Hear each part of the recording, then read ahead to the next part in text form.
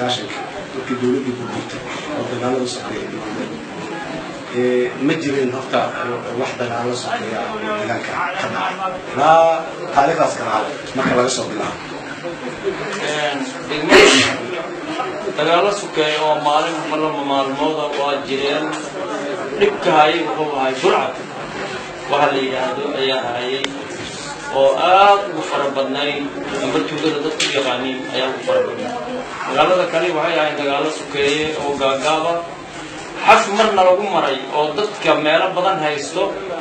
amba yacni maaragtaa qaybta muqdisho dhinaceed amba baydhabo iyo dadka waxa dhacayay mar bayna mareen maalin laba maalmoodayna kala raacdeen waxaan haysana naga dhaceen hore inoo gudbeen muqdisho iyo dhulkaas ay gudbeen waa gartay dagaaladaas inta ka dhacay sidee qaabkee loo xaliyay maxaase soo baxay wixii dagaalkii marayna ma rabo kuwa yaryarka ama burcad ha sababsho ama sababo kale ha dhacaan deegaankan dadku shaqeyn ka dhex dhaca sidee loo xaliyay qaabkee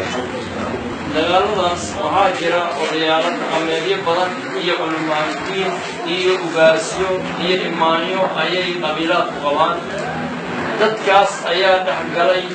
wasaar ma anfacdee waxa cadowga oo sukayna diraya aan iska qabanno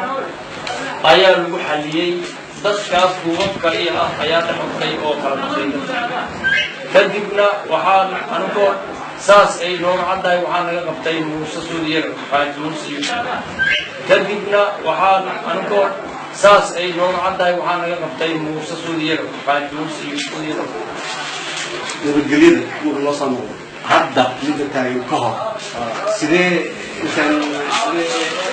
maxaa dhibaatooyinka nabadgelyo ee deegaankan uu soo maray sideese loo xaliyay hadda midda hadda ku sugantay ka hor kuwii ka horreeya dalka aad